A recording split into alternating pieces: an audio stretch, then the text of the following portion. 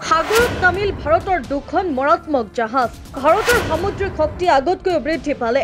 উপকূলৰক্ষী বাহিনীত সংযোজিত হল দুখন নতুন শক্তিশালী জাহাজ। মুকলি হল অজিত আৰু অপৰাজিত। এটা উপকূলীয় নিৰাপত্তা হ'ব অধিক কটকটীয়া।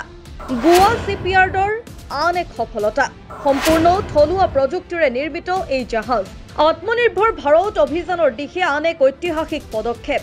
চোৰাংচোৱা, পাইৰেচি ৰোধ আৰু উদ্ধাৰ অভিযানত নতুন গতি আনিব এই জাহাজে। ভাৰতৰ সামুদ্ৰিক সুৰক্ষা হল অধিক শক্তিশালী। উপকূলৰক্ষী বাহিনীত সংযোজিত হল অজিত আৰু অপৰাজিত। ভাৰতৰ প্ৰতিৰক্ষা আৰু সামুদ্ৰিক সুৰক্ষাৰ ক্ষেত্ৰত এক নতুন অধ্যায়ৰ সূচনা কৰি ভাৰতীয় উপকূলৰক্ষী বাহিনীৰ শক্তি দুগুণে বৃদ্ধি কৰা হৈছে। 24 অক্টোবৰত গোৱা চিপয়াৰ্ড লিমিটেডে দুখন নতুন ফাষ্ট পেট্ৰল জাহাজ ICGS অজিত আৰু ICGS অপৰাজিত মুকলি কৰে। 320 টন ওজনৰ আৰু 52 মিটাৰ দৈৰ্ঘ্যৰ এই অত্যাধুনিক জাহাজ দুখন 8খনীয়া ফাষ্ট পেট্ৰল জাহাজৰ শৃংখলাৰ অন্তিম সংযোজন। আটাইতকৈ গুৰুত্বপূৰ্ণ কথাটো হ'ল এই জাহাজসমূহ সম্পূৰ্ণৰূপে থলুৱা প্ৰযুক্তিৰে ডিজাইন আৰু নিৰ্মাণ কৰা হৈছে, যিয়ে আত্মনিৰ্ভৰ ভাৰত অভিযানক এক নতুন গতি প্ৰদান কৰিছে। গোৱা চিপয়াৰ্ড লিমিটেডৰ অধ্যক্ষ তথা পৰিচালন সঞ্চালক ব্ৰিজেশ কুমাৰ উপাধ্যায়ে জনোৱা মতে এই জাহাজসমূহত 65%তকৈও অধিক থলুৱা সঁজুলি ব্যৱহাৰ কৰা হৈছে। তেওঁ লগতে কয় যে 2024 চনৰ জুলাই মাহৰ পৰা GSL গড়ে প্ৰতি 40 দিনৰ মূৰে মূৰে এখনকৈ মুঠ 12খন জাহাজ মুকলি কৰি এক অভিলেখ স্থাপন কৰিছে। এই ফাষ্ট পেট্ৰল জাহাজসমূহ বহু ভূমিকা পালন কৰিব পৰাকৈ ডিজাইন কৰা হৈছে।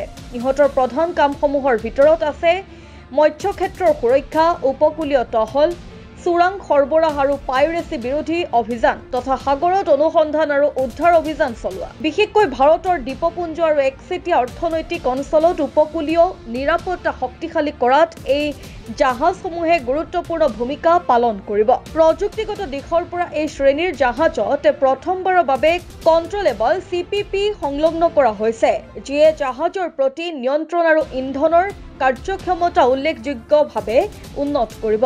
উন্মোচনী অনুষ্ঠানত শ্ৰীমতী স্মৃতি মনোজ শৰ্মাই জাহাজ দুখন পানীত মুকলি কৰে। মুখ্য অতিথি হিচাপে ডক্টৰ মায়াংক শৰ্মাই অনুষ্ঠানৰ শোভাবৰ্ধন কৰাৰ লগতে ভাৰতীয় উপকূলৰক্ষী বাহিনীৰ বহুকেইগৰাকী জ্যেষ্ঠ বিষয়াও উপস্থিত থাকে। এই পদক্ষেপে কেৱল ভাৰতৰ সামুদ্ৰিক সুৰক্ষাকে শক্তিশালী কৰা নাই, বৰঞ্চ দেশৰ প্ৰতিৰক্ষা উৎপাদন আৰু আত্মনিৰ্ভৰশীলতাৰ যাত্ৰাত এক ঐতিহাসিক মাইলৰ খুঁটি হিচাপেও পৰিগণিত হৈছে।